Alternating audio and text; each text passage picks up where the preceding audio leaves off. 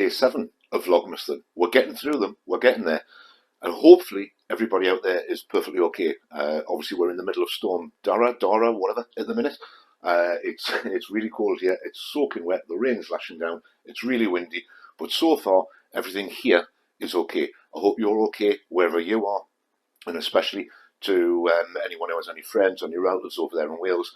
I hope they're alright, because obviously they're getting the brunt of it. It's hitting there really hard at the minute. But aside from that, it's okay here, for now anyway. Now, I've had a request from a lady to expose my bits that I use for recording and making all my videos on. Stuff like this camera you're watching me on in a minute. So, hopefully this is going to go okay. I do need to say, obviously, at this point, that none of this is sponsored. All of the equipment that I'm going to show you, all of the equipment I'm going to describe to you, is everything that I've bought and I've paid for myself. So none of it's sponsored.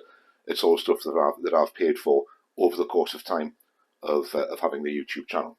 Now I'll start with the microphones, because you can hear me through the microphones, or hopefully you can hear me through the microphones. It all looks as though it's working okay. I won't know until I get to the edit, but it looks as though it's working okay. But the microphone, you can probably see there's one that I'm wearing there. The green light on it means that it's actually on. Now this is just a clip-on microphone. The receiver part, it's wireless, so I can walk as far away as I want from it, as you saw the other day when I was down on the beach. This is what they look like.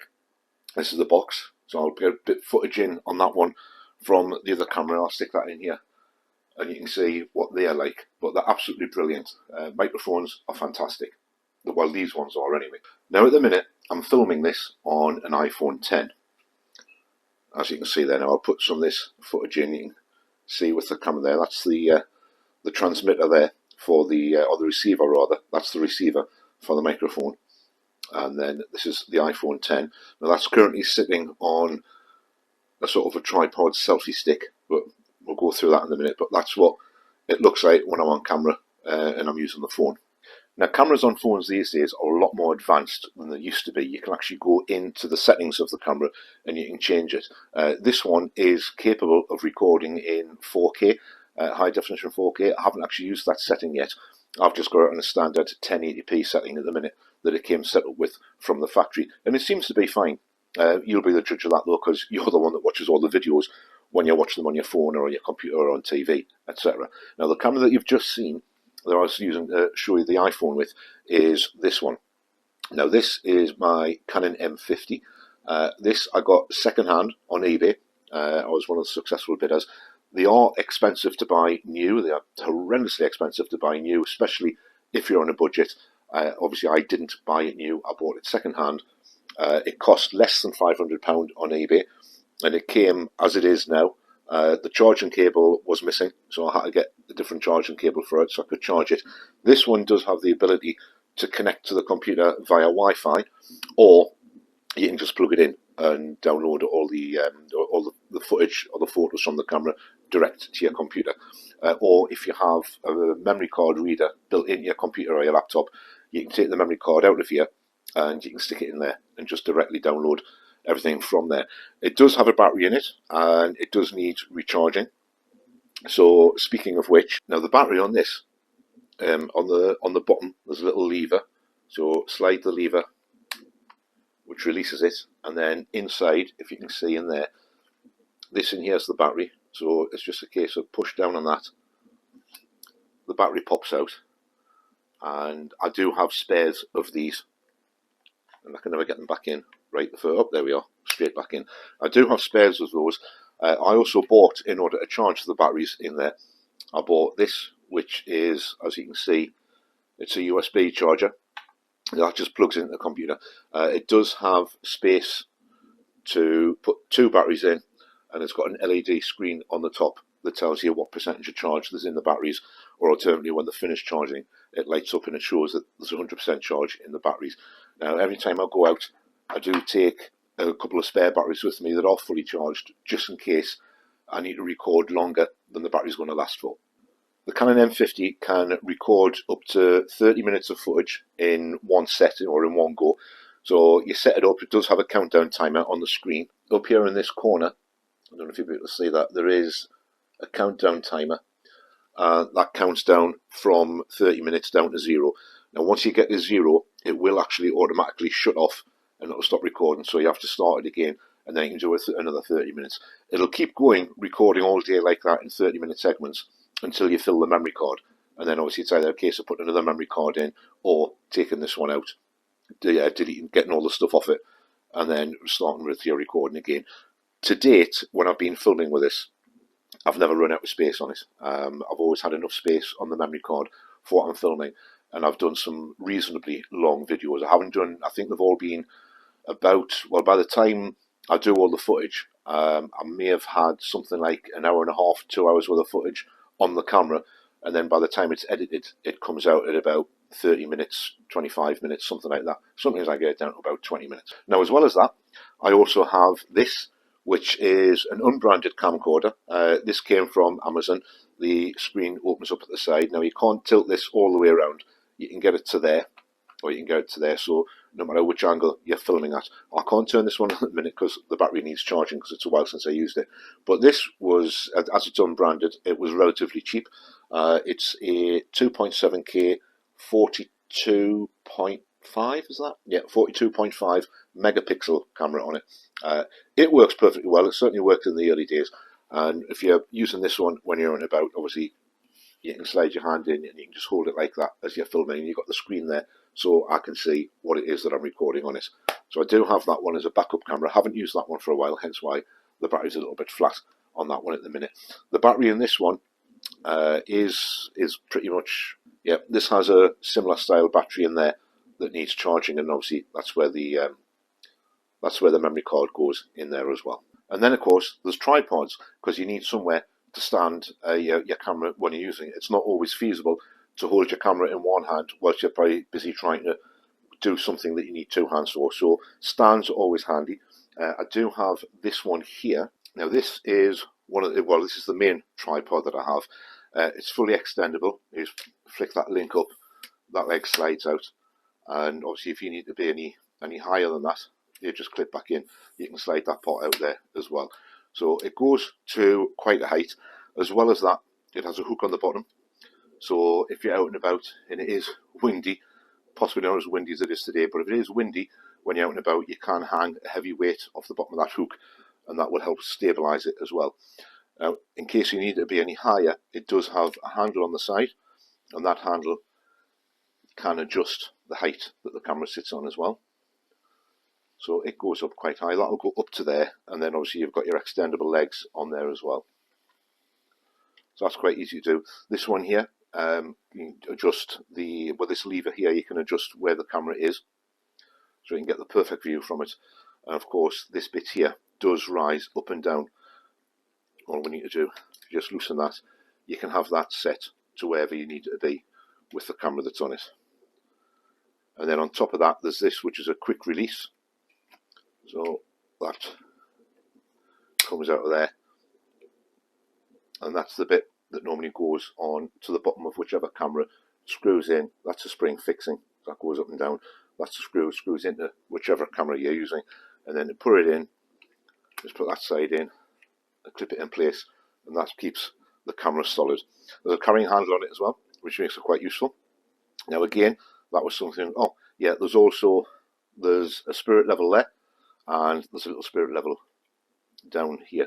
There's a little spirit level down there. So you can make sure that your camera's level when you're getting the shot that you want or the angle that you want. Now again, this was something that I acquired from Amazon. To be honest, I can't remember how much it was, but it's absolutely ideal. It's perfect. It's been used a few times outside and indoors as here at home as well. I haven't actually taken this anywhere with me when I've been outside at an event recording. I just normally walk around carrying the camera with the phone with me. And this is the selfie stick that the phone was on a couple of minutes ago, so excuse the shakiness. I'm just holding it by hand here, but this is what the phone was balanced on at the moment. Now if I can get this balanced between my knees there, now that opens up,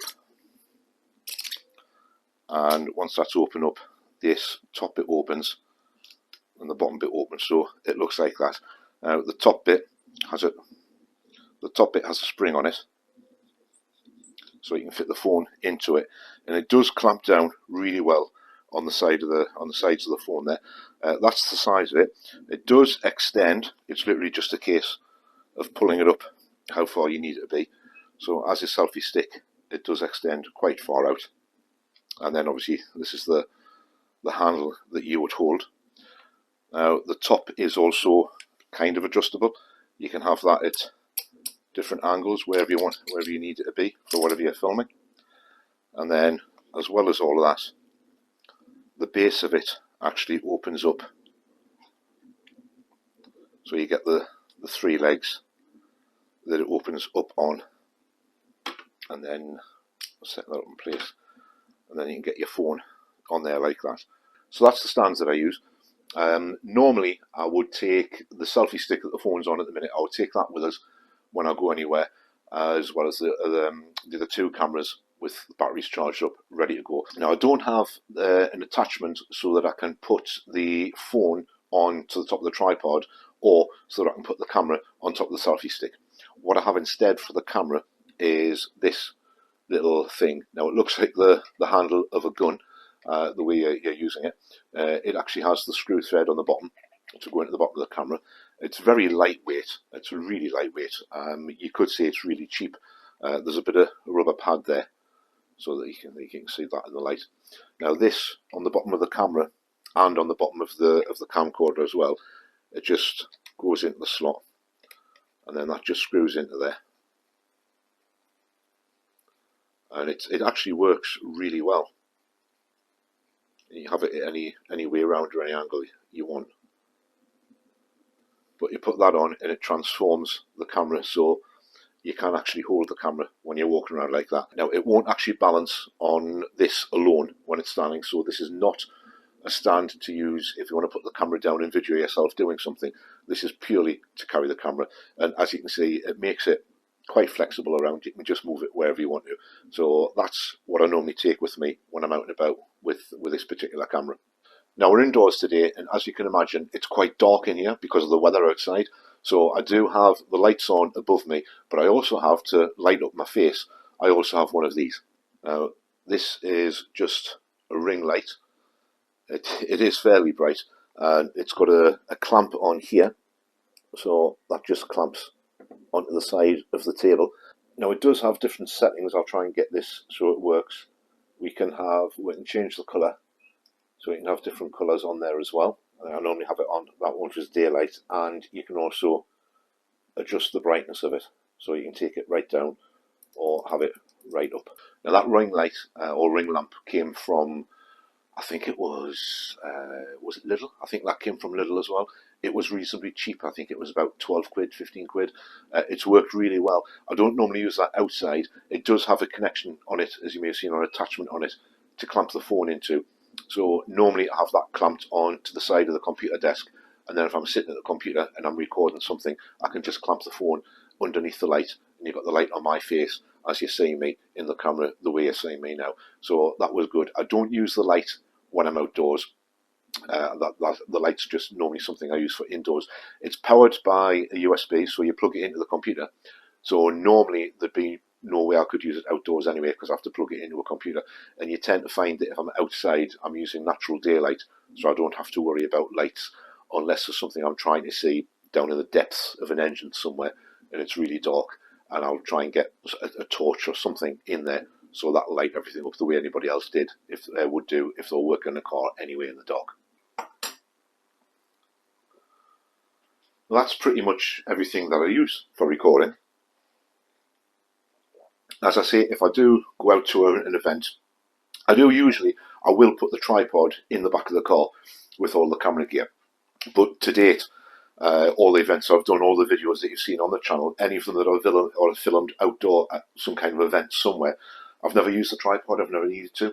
I do make sure I always take, obviously, the microphones, all the batteries are charged up properly, and I take the selfie stick that the phone's sitting on at the minute.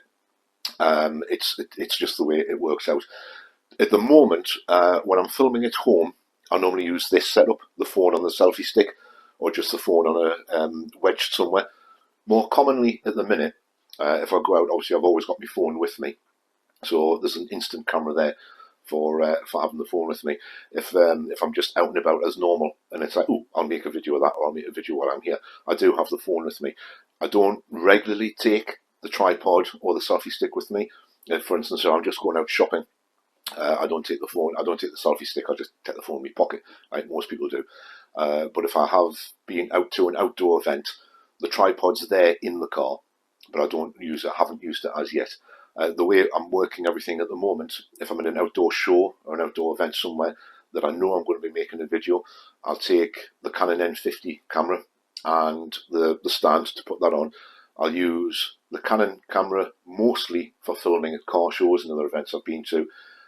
Sometimes, occasionally, if I have somebody giving us a hand with the filming, when I'm outside messing about with the cars, I'll use the Canon camera and with the stand on it, and it'll be up to them to get into position to see what I'm doing or get the right angle for that.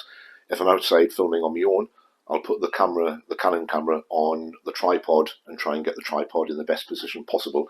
If I can't get the position I want or the view that I want, then I'll switch over to the phone on the selfie stick and I'll see if I can wedge that somewhere under the bonnet or inside the car so you can see what I'm doing. So at the moment at home, the most of the stuff that you've seen filmed at home at the moment is all done on the phone. None of it's been done on the big camera.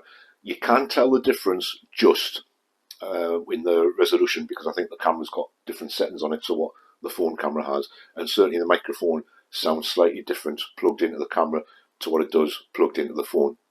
But it all comes across easy enough for you to make out what it is that I'm saying. That's as long as you can understand the accent, that is, depending where you live in the world when you're watching this. Now, when I'm out and about in the car, and I'm filming stuff in the car, I use one of these. Now, this is just a fairly cheap, decent windscreen mount. It's a suction fit, so this bit here is all rubber. You can see that. And that lever there, if I get that in position so you can see it, that lever there pulls it in and holds it tight on the car, and it dishes in, holds it on the car windscreen, and then it just comes loose again. It is ultimately adjustable. You can turn this to a multitude of angles, and it just loosens and tightens on the back there, and obviously grips the phone in here. Now the release is on the back of it, so those will go down, grip onto the phone, and then when you want the phone released, you just push that at the back. These ones at the bottom take up for how long your phone is. I've got it set like that because when I've got the phone in here, obviously I've got the microphone receiver plugged into the end of the phone, and that rests nicely in there, allowing the cable to come out through the end, or allowing the plug rather to come out through the end so it doesn't crush anything, but it holds it nicely. But this is the one that I use when I'm out and about in the car. Now, if you have a YouTube channel or you're thinking of starting a YouTube channel, you don't need mega expensive equipment. These days, obviously, pretty much everybody has a phone, and modern phones are really as good as some cameras that you can get out there for recording stuff on, and you've always got your phone with you. So you can use your phone. So if you have a phone, use your phone, use a selfie stick, get out there, hit record, and start making videos. It's dead easy. And then through time, as you get a bit more money saved up, if you want to upgrade to better equipment or a better camera, you can do that. You really don't need that much. When I first started doing this, I didn't have this phone. I had another phone that didn't have a very good camera on it. So I bought that little camcorder, the unbranded one, cheap, off Amazon, and it worked absolutely perfectly for what I needed. And then I used the microphone in that to start with, and then through time I got this microphone that I'm wearing now, and I've just upgraded as I've needed to, as I wanted to get better at everything that I do, better video quality and better sound quality as well. So literally to start with, all you need is your phone and a selfie stick, and then you're done. If you haven't got a selfie stick, you can't just hold the phone in your hand like that.